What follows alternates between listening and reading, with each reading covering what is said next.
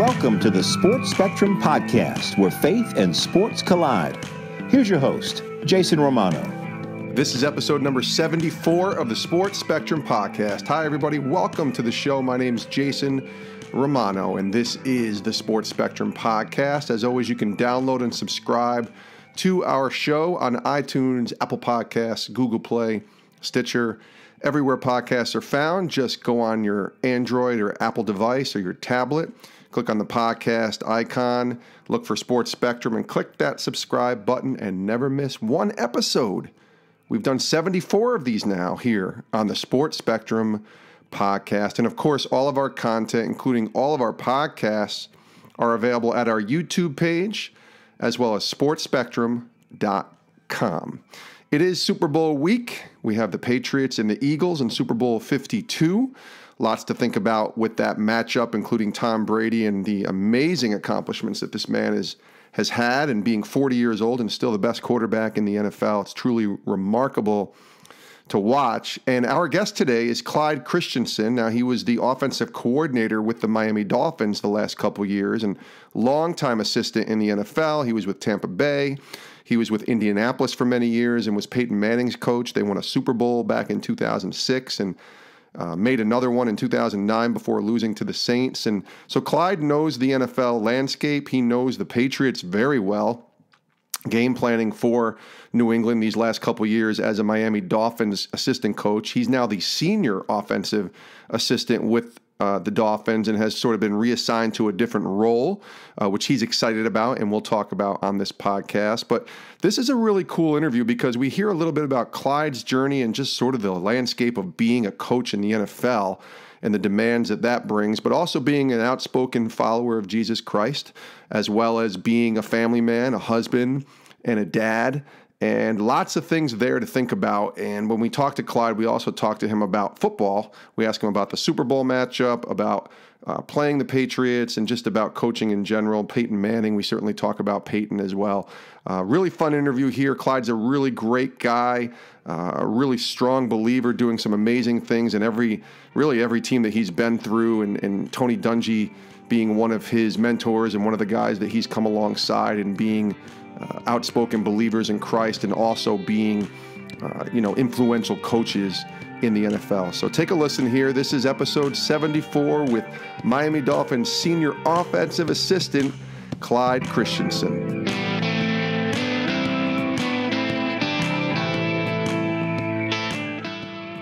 Clyde, how are you?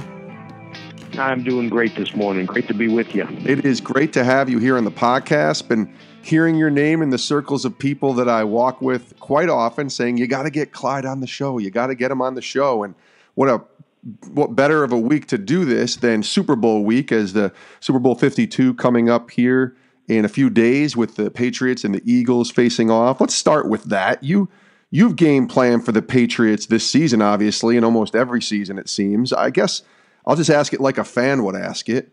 And why are they so good, and how have they been able to sustain the excellence year in and year out?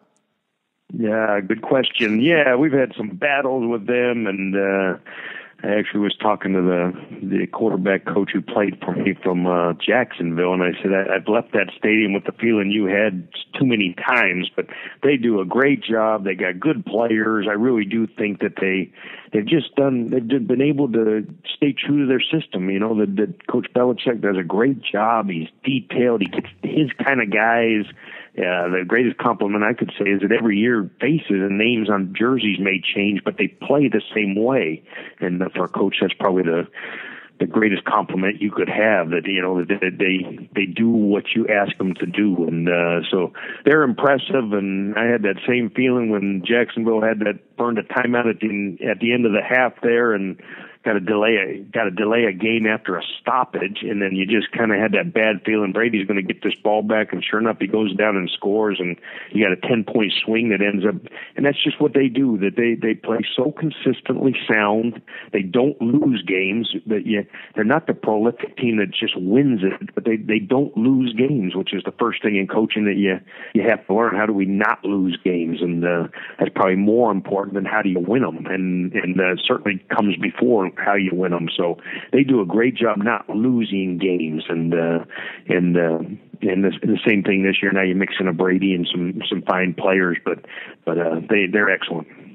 If you're coaching the Philadelphia Eagles this week on offense somewhere, whether it's the receivers like you've done, the quarterbacks, offensive coordinator, or if you're the head coach, like what are you doing to try and game plan to beat New England when you know you have your backup quarterback, not taking anything away from Nick Foles, who played outstanding in the win over Minnesota, but just knowing that you have Tom Brady on the other side? What are you trying to accomplish here from the offensive end?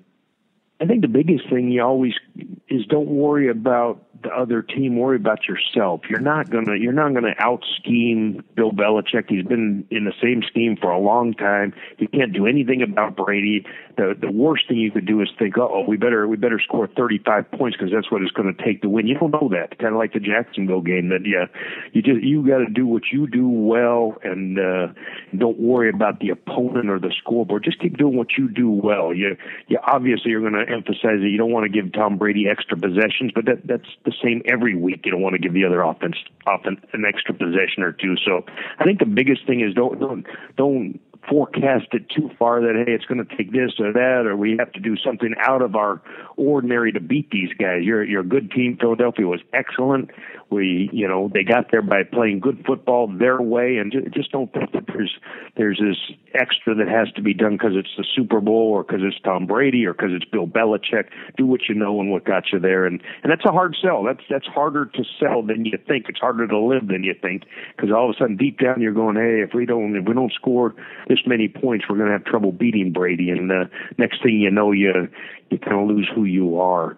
Nick Foles, I think you guys would love, is a neat Christian young man, and guy I've gotten really, really close to, and have coached in a Pro Bowl and got to know through the draft process, and just a great friendship. So I'm excited for him, and we have the same goal to see New England go down. But I do love Nick Foles as a Christian man and husband and dad, and really neat what they have going on there in Philadelphia in their locker room spiritually. That quarterback room, the starting quarterback, and then Nick is the backup, and Frank Wright. Those are solid Christian men who are using the platform and see football for what it really is, and that is what God's given them to do, and a chance to build the kingdom through sports. So Nick Foles, I'm a gigantic fan and on his bandwagon. I'd probably be on anyone's bandwagon against New England, but certainly Nick Foles, doubly so. Absolutely. Now, I just got to ask, because you coached a long time in this league, and we'll talk about your journey in a moment, but you've coached since the mid-'90s, so you've seen sort of the Belichick-Brady era up close, coaching against them. You played against them in championship games. You've lost and you've won when you were with the Colts. Have you ever seen a dynasty like this? Has got to be the greatest dynasty in NFL history, right? Yeah, I think yes. They're awful good, and I mean, they had some hiccups in there that I would take a little bit away from it, but not. Sure, don't want to talk about that today, but they've been impressive. I always, as a coach, am impressed when someone plays consistent. That's what I loved about Peyton. That it's hard to play at a high level week in and week out and not have big dips. And I think that Brady and Belichick, have that they play at a high level every week, even though everyone expects it. And you'd think, hey, they're going to have an off week here or an off week there, and they just, they don't have big dips, and they're extremely consistent. So that's an impressive thing to me, that they've been able to do that. There's not a bunch of up and downs. They played very good football for long chunks of time. A lot of people can do it short term or for a chunk of time, but just to do it year after year after year is unbelievably impressive. Yes, it is. We're talking to Coach Clyde Christensen here on the Sports Spectrum podcast. He's the Miami Dolphins senior offensive assistant. And Coach, your coaching journey took you to 2 Super Bowls during your time in Indianapolis with the Colts. You won it, obviously, in 2006 when Indy beat the Bears down in Miami. For you as a coach, how is it different this week or that week, if you will, Super Bowl week, versus the rest of the year in preparing? Is it different, or is it you try to keep it sort of somewhat the same? You know what? We always tried to keep it the same. Coach Dungy, if you know him at all, is just the steadiest, most consistent guy. And the truth of the matter is that, like, you just keep your week the same. You've been doing the same thing. Every Tuesday looks the same. Every Wednesday looks the same. And it just keeps going into the Super Bowl. It changes a little bit when you go to the site, but you've been just in this routine for the last 20 weeks, 23 weeks in these guys' cases. And so you just kind of stay with the routine, and that kind of guides you. It's kind of, it's kind of it's the fundamentals, if you will, that, hey, we always, this is how we do it. And so they'll keep it the same and feel like you're just preparing for another week. There's a little extra media scrutiny and some of those things. But overall, when you hit the field, it's the same thing that, hey, Wednesday we're going to start on our regular pass and our base runs, and then it's going to move into third down, So I think that's one of the things that kind of keeps you steady, that you just don't change that. And these guys are kind of on autopilot right now. Here's what we do on Wednesday. Here's when I study. Here's when we install the third down. Here's when we do our red zone, and that keeps going. So we were always really careful to do that. We kept this week exactly the same, and then you travel to the site for the next week, and now you repeat the week again. So you can shorten it a little bit, but it's more review, that you just keep it on your 1 week schedule, and then you review it the second week when you get down to the site. So you try and just treat this week exactly like a regular week of the season. What do you remember specifically about game day, playing in the Super Bowl, being at the site, everything that comes with that day? What sticks out when I tell you Super Bowl 2007, Indianapolis beats Chicago? Any of your listeners who, the thing that just jumps out to me is just kind of just the time with the Lord and reviewing the journey, and you go, wow, what a journey this has been, and what a blessing this is. And if you've read Coach Dungy's book, we always take our walk before the game, and we took a walk on Super Bowl Sunday, and I'd make a long story short, but we took a long walk. It's raining, but it was a neat time, and I remember us just kind of praying and thanking the Lord for the whole journey and all the different things that had come up, and the different people he brought into our lives, and just how he had worked, and way beyond football, and just kind of a gratefulness and kind of an excitement that, hey, remember when we started at Tampa, and remember when we weren't sure if you were going to get a job, and then we got fired at Tampa and weren't sure where we were going to end up, and we end up at Indianapolis, and so you just kind of, that's what I remember that was special. I just remembered kind of the journey, and not just the good things, but also the hard things that you came through on the journey. And that walk, we ended up getting lost and about missed pregame meal. We're walking around in the rain. You had switched the hotel sites for that last night, so we're wandering around South Florida in some neighborhoods we hadn't been familiar with, and got ourselves lost and didn't know the name of the hotel. We couldn't remember what the name of it. We could not find the hotel, and we're asking everyone, and we finally did make it back there, got a shower, got the pregame, and then off we went to the venue. But that's one of the things I really remember about it, just the sweetness of the journey and God's presence on the journey, and what he had done along the way. That it's a great time for me, reflection-wise. And of course, they returned the opening kickoff for a 100-yard touchdown. I'm going, oh gosh, so kind of snaps you back into reality quick. But it was a neat time, and it wasn't a life maker by any means, but it certainly was It's fun to see your family enjoy it. It's a lot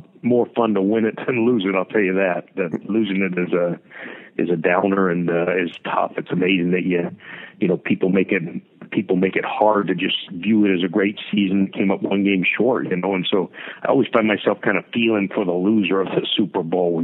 Just that they've had such a great year, and you go home, and you just kind of feel like you came up short. Almost in a failure sense. So that's a hard one, and you have to work through it. Now, we would be remiss to do an interview with you and not ask you about Peyton Manning. Obviously, you were his coach for many years. You're very close to Peyton still to this day. One of the all-time greats, if not the greatest quarterback. Many people will argue that with him and Brady, but still, you can't take away anything that Peyton Manning has accomplished on the field. And I've heard many great things about him off the field as well. For you, someone close to him, tell us about Peyton Manning, and maybe if there's a good Peyton Manning story that you could share with our audience? Yeah, he's terrific. That's one of the fun things in this league, that I think we were together for 11 years or so. So it's kind of the same thing as I always bring up the journey, but that he was a single guy who had never won a playoff game, and when we first got there, and then to see him married and start his family, has twins, and then win a couple playoff games and a Super Bowl, et cetera. That it was really a neat to be a part of it, and but just anything that he touches, people get better. He makes you a better coach. He makes you a better man. He's so demanding. He's also, he's driven. He just has a great way of looking at things. How do we make things better? How do we get better at something? And I think I take that from him. That's always something I'm grateful for, having been around him for so long. Just how he pushes you, how you prepare more as a coach for a meeting, as you prepare more as you bring a game plan to him. That just because you know how hard he's worked and how demanding he is, that everyone row and take their spot in the boat and do their part. How about a Peyton story? Something that just kind of exudes who he was, whether it's on the field or maybe, a moment you guys had or a time you guys had away from the field. How about a Peyton Manning story? Yeah, I'd have to think that one through, but I do remember. I give you, here's the kind of guy he was. We lost to New Orleans in the Super Bowl, and I remember getting a text in the morning, just kind of apologizing and saying, I let you guys down, and he took his responsibility so serious. He had a humility to him that I've always appreciated, and so there's some awful funny ones, but I think that there were some times where we went through some stuff, and that was really special. Baptizing his kids. He was hurt one year, and going down, and he dedicated his two twins to the Lord, and going there on a Sunday morning before a ball game and just meeting with him and his pastor, and neat little service. So there's 100 little special stories, and he's coming to town this week, and we'll get a great chance to have dinner and sit down, and he'll spend the night, and we'll kick around life. And he now in retirement, it's the same way. Let's take a look at my life. How do I, where's it headed? How do I get there? What's some, so he just approach it. He has a great way to approach things.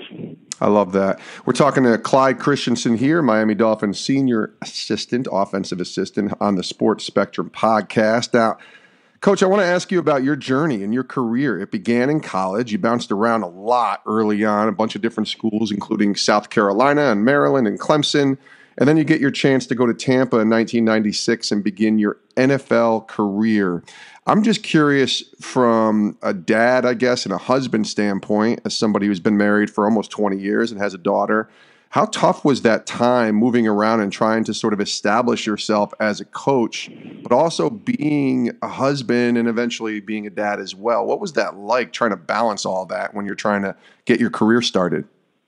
Yeah, that's kind of a neat question, and I really think it's where Coach Dungy and I became good friends. You're a young coach, and I was looking around, and I go, where are the guys who have both sides of the equation? And there was, Tom Landry, who I really didn't know, but there weren't many guys who had both sides of the equation. There were some guys who were good Christian men, and maybe career-wise, it hadn't happened, and there's some guys who had been extremely successful, but maybe their families were a mess. And I just remember thinking, where are the Christian coaches? Where are the guys who have this thing in a good perspective? Because it's a tough calling, and that's where Coach Dungy and I kind of forged a friendship, just talking about how do we do this thing right. We long before I worked for him, or we worked together, and we would just take some long walks. We did some FCA camps together, and we would always talk about that. Hey, God called us into coaching, so He is going to give us a way. He's not just going to leave us to flounder, and so I think that's always been a priority, not to compromise. I didn't want to look up at the end of the day and go, you know what, I sure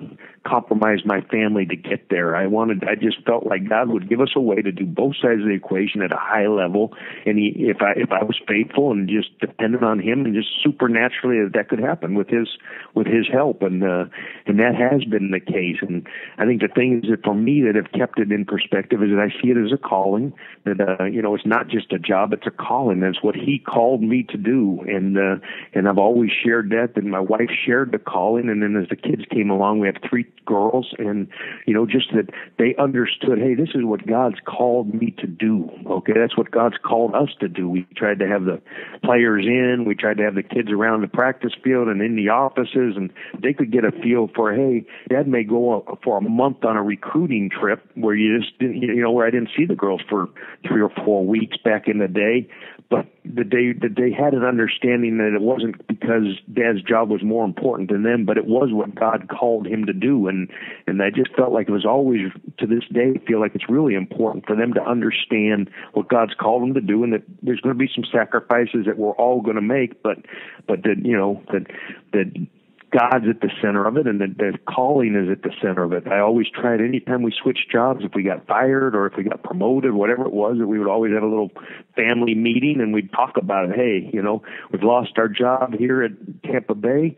Let's commit this thing to prayer. We know that God's always taking care of the Christensen family, and we're gonna trust Him and get excited about what He's going to do next with us. And sure enough, like one of the great moments of after winning the Super Bowl was we came back to the room and had one of those little family times together, and just, hey, remember, we were all crushed when we left Clemson. We really thought we were going to live there for a long time, and and then Tampa, and then now, and look what the Lord's done. And so just always just looking for the Lord's hand in the thing, that they could see it, that they could understand it, that as they grew up, they'll remember, hopefully now as adults, hey, God's going to provide, that there's certain times and that you just trust Him, and that you keep trying to do what He's called you to do, that He'll work out all the details of the moves and schools and neighbors and friends and churches and men and women and children, and He has. And just I think sometimes we pray about those things when we're in need, but then we don't just teach from those moments with our families and say, hey, look, we asked the Lord to provide a new neighborhood,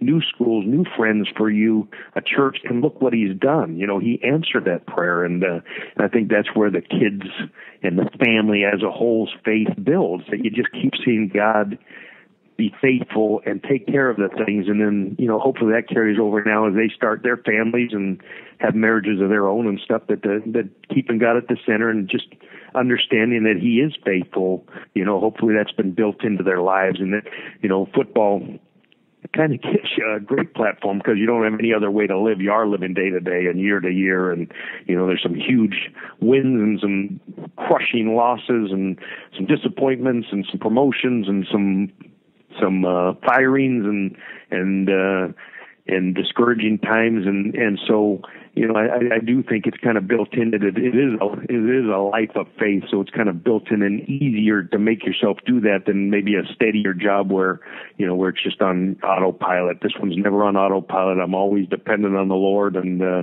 I'm grateful for that. It's not as safe and easy and fun to live like that, but it sure has been precious for our family to see God work and to take care of us. You've mentioned Coach Dungy's name quite a few times here already, and I definitely want to talk about his influence on you and actually his influence on the league and just the way that he carried himself when he was a head coach. Obviously, he's doing wonderful things in ministry and all-pro dad, and certainly with NBC and as an announcer, and you'll see him for a lot of the coverage of the Super Bowl this weekend for NBC. But Coach Dungy, you were an assistant coach under him for many years. He's in the Hall of Fame now. He retired in 2008, and you talked about how you wanted to do it the right way. Can you describe what Coach Dungy means to you and what the right way meant? Obviously, we know about the right way meaning in the way that the Lord would want you to do it, but what does that exactly mean in terms of his influence on you? Yeah, I think the neat thing is that it was fun it was a blessing to find someone, and we were both assistant coaches at that time, don't forget, that had the same aspirations, that wanted to be a Christian coach and still a husband and a father, et cetera. And I remember when he called, we were at Clemson. He said, he talked about, he thought the Tampa job was going to happen. He said, I just really feel like, that we can do this in a Christian manner and treat people right, I think, and have an impact on Tampa and Florida and maybe, you know, the league and who knows what else, which has come to pass. And I think it, you know, so when you say do it right, I just think it's treating people right and not, you know, not compromising your family. That Coach Dungy was huge on, hey, get your work done and then get home. And there's some nights that might be 11 at night, but there's an awful lot of nights where you just get it done and get out of there, where maybe some coaches would say, hey, you know, that you're not outworking your opponent or something. And he did keep a perspective that it was still about family, that, you know, you never had a problem that if on you know, your daughter was in a dance recital in the off season and you were going to disappear from the office for a couple hours, you never worried about that was just a given, that you were to care for your family first. I think the other thing that jumps out for me is that he treated people right, whether it was from the janitors up to Peyton Manning. Everyone got treated the same, you know, that he had an open door. I think the third thing would be just that it was a platform to share Christ, that at every opportunity that he got, he shared Christ, and that's how he built the thing on biblical principles, and that it was just a platform, and it wasn't the end all be all. I've always respected and told whoever asked, you know, that he coached at a high level. I used to get mad that people would say, yeah, Belichick is a genius and Tony's a great human being. Well, Tony also was really, really fine football coach and had a genius on managing football, you know, and he was a great guy also. So I do think that he didn't compromise on the football side, that it was good football, that he thought it was extremely important, and that's where the platform came from doing our jobs with great competence and great enthusiasm. And, you know, that's the whole thing, that we do our jobs well. And it also, that's a large part of the platform that the job gives you, that you got to do your job well. You mentioned platform. In 2006, when you guys all won the Super Bowl with the Colts, Coach Dungy stood at that podium and with no shame at all proclaimed Jesus Christ in front of 100 million people watching, maybe more. The biggest televised event every year is the Super Bowl, right? So I want to talk to you about sharing your faith. You work in obviously big areas and big companies in the NFL, and it's, you know, very much what I would call a secular world. Of course, I worked at ESPN for many years, so I know what that's like. But I want to talk about being bold and what that looks like for you in being open about your faith, not being unashamed. Coach Dungy was never ashamed of his faith, and I know you haven't been either. I just want to talk about that and understanding and recognizing that when you have that platform, being bold and being open about who Christ is. Yeah. The first thing is I've always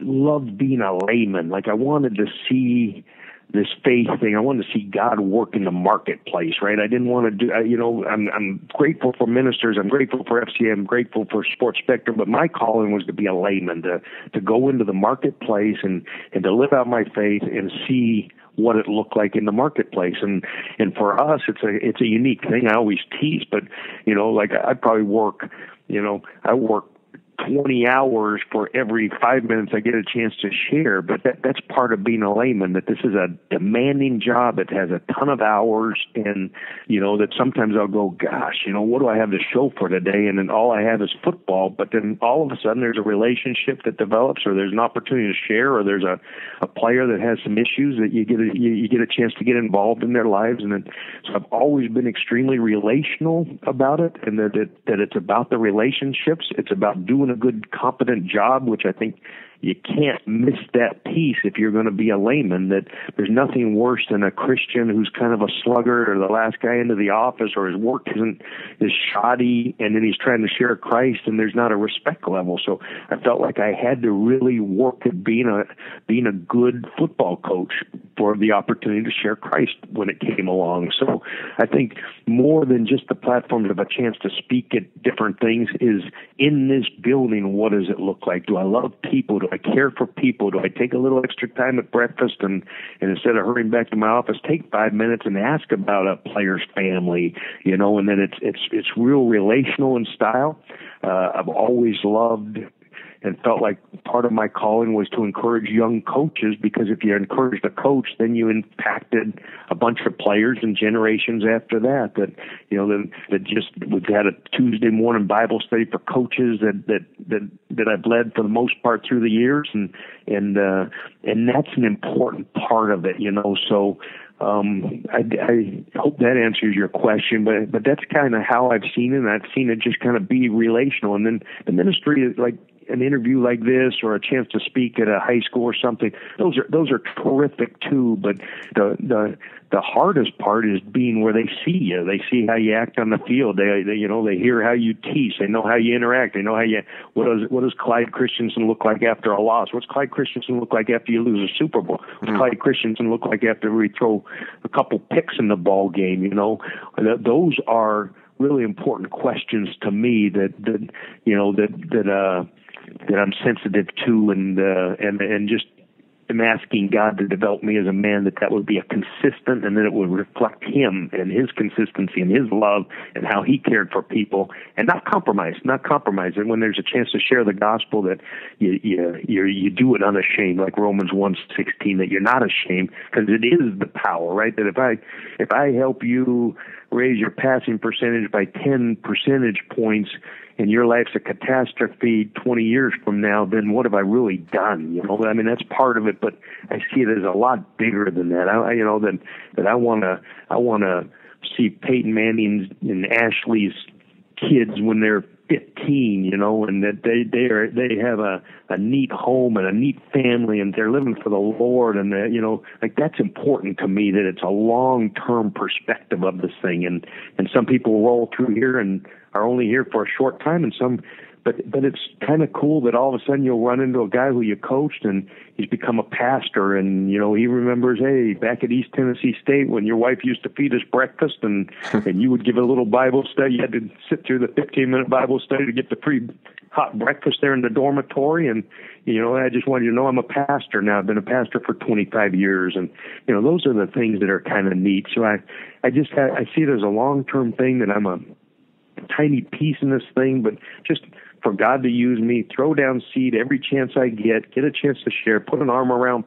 people, and then trust God that He's gonna fertilize it, He's gonna grow it, He's gonna harvest it at His time and in His way, and you don't know. It may not be immediate. It may not be while they're under our watch here at the Dolphins or with the Bucks or at Indy or something. It may be 10 years from then that you threw down some seed, and then all of a sudden it germinates and they come to know the Lord. So it is a cool process. It's a challenge always. It's a challenge because it is in the workplace. There's a lot of challenges with your time and all those things. So. Well, Coach, you talk about relationships. Whenever I speak at a church or to a group of people, I always say that's the secret sauce, relationships, right? I mean, it's not brain surgery. It's really just building up relationships with people. So for you, I'd love for you to tell us a story, and certainly name a name if you'd like, but if you don't want to name the person's name, I certainly understand that. Maybe there's a story of a player that you remember just sort of helping through, mentoring, maybe even through coaching, but eventually seeing him come to know Christ during your time. Is there a story you can share of just a player that you just saw and it was like, wow, that's awesome? Yeah, I'll give you one just that's kind of neat. Is our first full-time job was East Tennessee State, and I was making $8,500, and I coached the receivers, the quarterbacks, and the running backs. I was a strength coach, I was a dorm director, and I taught PE full-time for $8,500 a year. And I married my wife during that time, so I carried her over the threshold into a roach-infested athletic dorm, and we were off and running and happy as can be, and thought we were the wealthiest couple in the country because we were doing what God called us to do, and it was a blast. And so we started, and I kind of alluded to it, but Deb would cook a breakfast in the morning, and then if you wanted a hot breakfast, you came down and I'd give them a little devotional, and then probably there was a guy named Phil Wilson who was the punter there, and he was really a neat Christian kid, and the head guy just was rough on this guy, and we walked through all these things, but then sure enough, maybe 10 years from then, he calls and says, "Hey, I just want you to know I wanted to thank you for that little Bible study you and your wife used to have." He said, "I'm now a pastor. I finished seminary. We planted a church, and the Lord's prospered this thing, and it's grown to a couple thousand people in Middle Tennessee down here." And he said, "I'd love for you to come speak to the men at some point."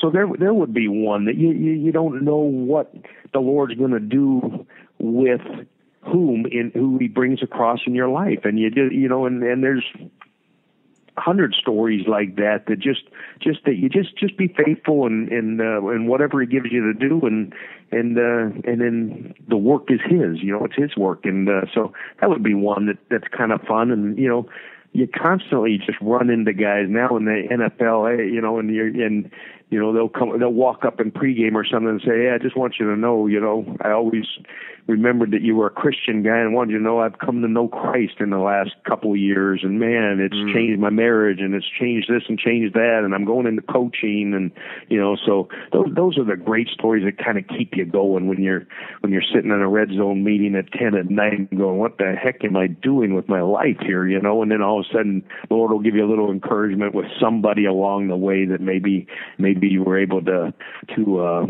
embrace and impact. You're a husband and you're a dad. So tell me what that means.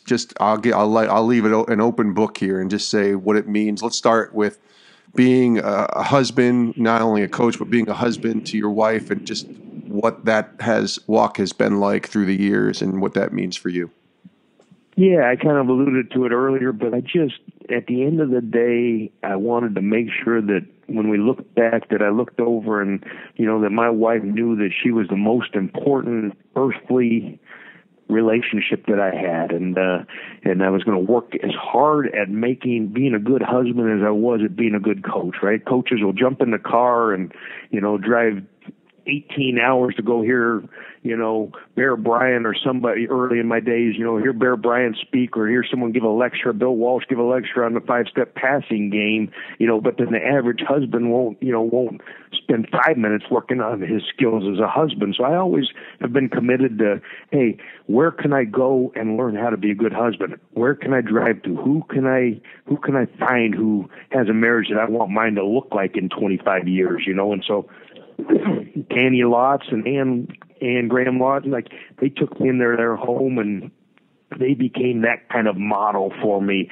There's been people along the way, just a lot of our walks with Coach Dungy was, hey, how do we do the husbanding thing better, So I think to this day, I've been married now 38 years, I believe, and I'm still, hey, this off season, I'll take a good look. What can I do better? How do I do this better? What does it look like now that we're grandparents? And just bring that same mentality of being great at it and excelling at it. I think that's been the key for me. And I have the world's greatest wife, and then just including her. She now teaches the Wives Bible Study, and has had much more impact in the last 10 years than I have. I really feel like the Lord kind of moves her around, and then I gotta go with her, and he gives me a job just to help provide, but it's her. She's kind of just these women have responded to her, and she's had just a great ministry with the players' wives in Indy, and then now the coaches' wives and administrators' wives here in Miami, and it's been terrific to see. So I think that shared calling is really, really an important thing, that if you can get on the same page with your wife that way, that's huge. That's huge. And then I think the other thing for me has always been, making our home a fun place, trying to be fun, the Christian life. I wanted the Christian life to be attractive to the players. I wanted to be attractive to our kids. And hey, nobody has more fun than the Christensens. That our house was going to be a fun place to be, that I wanted kids over there. I always wanted them to, hey, we don't have to smoke marijuana or drink large amounts of alcohol to have a good time. This Christian life is more fun than any of it. Nobody has more fun than us. And so building into my family and trying, when I walked in that door, to be a fun loving husband and dad was really important to me, and especially with the kids. And, just that this Christian life was, that they understood it, that it is attractive. This isn't a life of, missing out on all the fun things of life. This is the opposite. This is the opposite. There's nothing more exciting. There's no people more fun than the Christians. And so we were really felt like put a premium on having Christian people in our home, going on vacation with Christian people, going up to Black Mountain to the FCA Coaches Conference and seeing other families like that, and that was always a huge priority for us.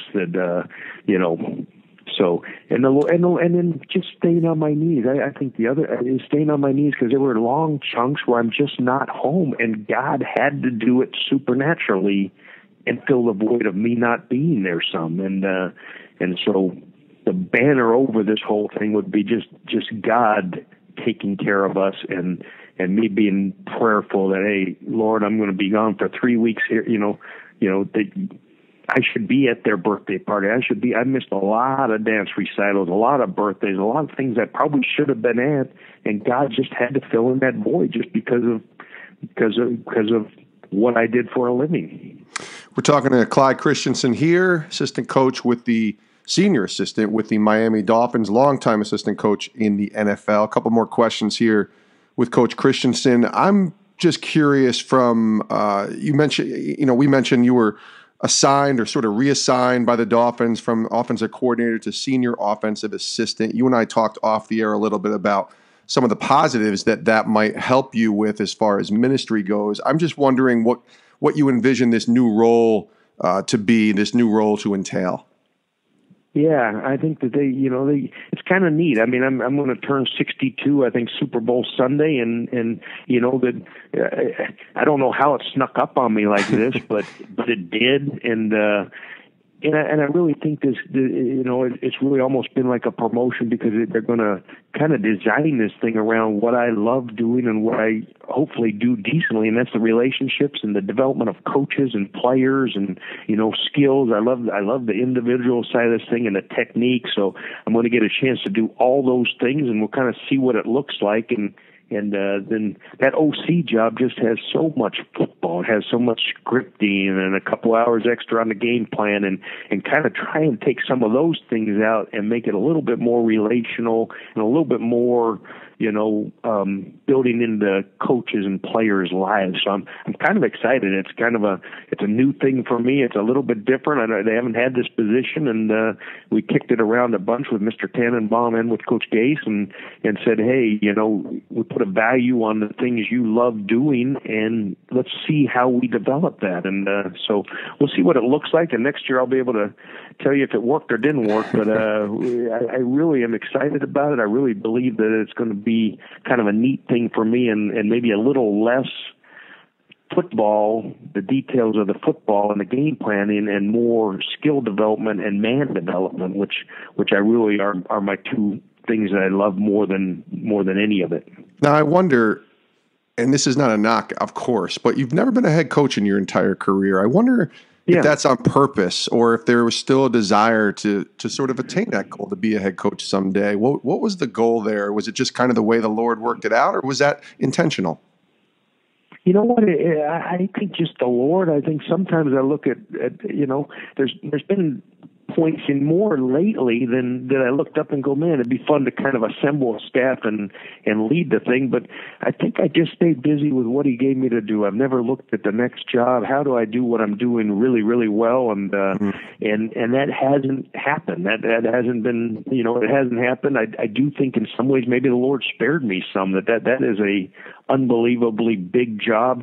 I do think, that early calling back in the day when Coach Dungy and I went to Tampa together, there weren't many African American coaches, and I really felt like the Lord said, hey, go be a brother to Tony, help him get his thing going, and then that turned into, I ended up staying on with Jim Caldwell when Tony retired 14 years later, and so mine's been more about people. Mine's been more about, hey, how do I support this person? How do I help them get this going? And how do I, and so I think I do thrive a little bit more on seeing other people do well, and that's it's not like a humble statement. I just think I get a kick out of it. Like, I really do get a charge out of seeing Tony hoist that trophy, see Tony be real successful, see Jim Caldwell, be successful, Chuck Pagano, whoever that is, Peyton Manning, that I enjoy being part of the process a lot more than I enjoy just being out in front of the whole thing.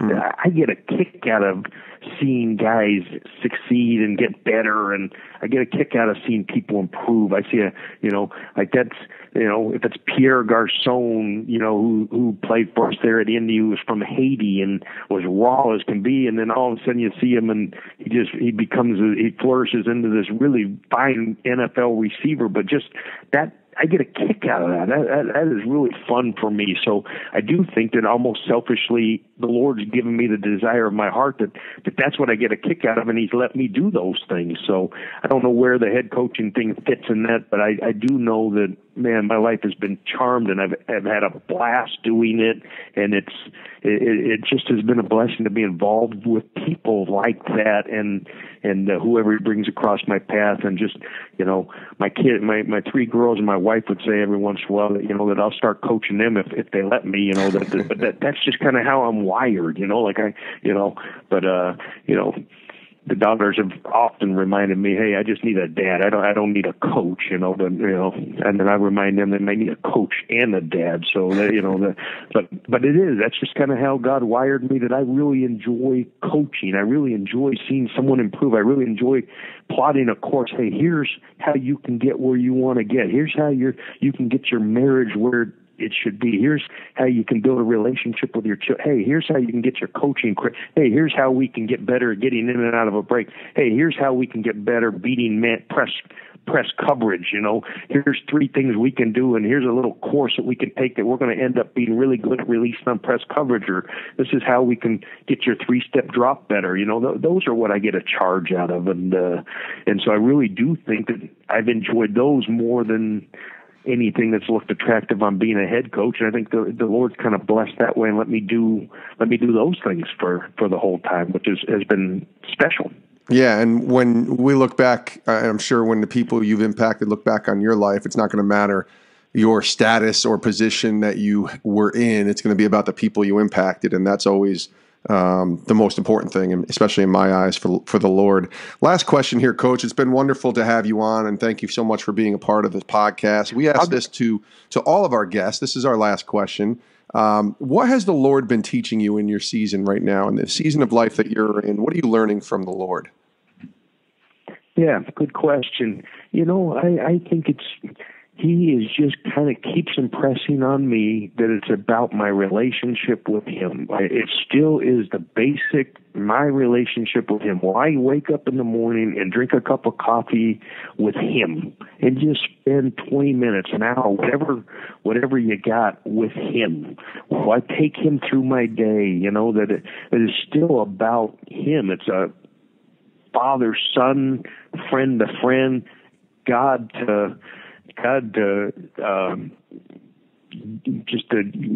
coach, whatever it is, but that relationship is the most important thing, period, that whatever you can do for Him, whatever you're doing ministry-wise, there's nothing that takes a place that He just wants to spend time with me. And I desire to have that same those same desires, that I want to spend time with Him, and I think that's gotten more precious, and probably if there is a silver lining to the kids getting grown and moving out, is that your life slows down a little bit, where you do get more chunks of time with the Lord, that you're not having to hurry and get kids off to school and all those things, but that you can sit down and spend more time. So that's been extremely precious for me, and I'm hoping now with this job redesignation that even that'll even become more so. But I think that's what He's teaching me, that it's still about Him and I and our relationship, and that's the number one building block of this whole thing.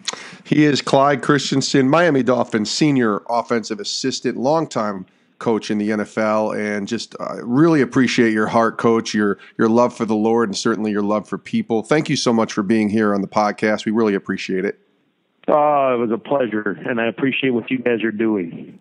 And we do thank Clyde Christensen, longtime NFL assistant coach, for joining us here on the Sports Spectrum podcast, now the Miami Dolphins senior offensive assistant, and spent time as the offensive coordinator with the Miami Dolphins the last 2 seasons. Coach Christensen is just a great man and has wonderful stories and a great heart. You can just tell how much he wants to serve and love and mentor others, both in football and in their personal lives, and help them make great men his priority, and not just making great football players. So we appreciate Coach Christensen. We appreciate Clyde for joining us here on the podcast, and we appreciate you. As always, you can reach out to us on Twitter at sports_spectrum, or you can tweet at me at Jason Romano. You can also email us here at the show, jason@sportspectrum.com, and let us know what you thought of this episode. And as always, I would encourage you, take this episode and share it with your friends. Share it on social media, share it through text, whatever it is. But really the best way that this podcast is going to continue to grow is word of mouth. And if you like what you've heard, tell others. Please let them know about the Sports Spectrum podcast. And lastly, go onto iTunes and rate this podcast. Your rating helps get the word out. It helps bring awareness through the sort of algorithm that iTunes has created to get this podcast seen and heard by others. So go to iTunes and leave a rating and a review for the Sports Spectrum podcast. We would be eternally grateful if you did that. As always, thanks so much for joining us, and we will see you next time right here on the Sports Spectrum podcast. Have a good one.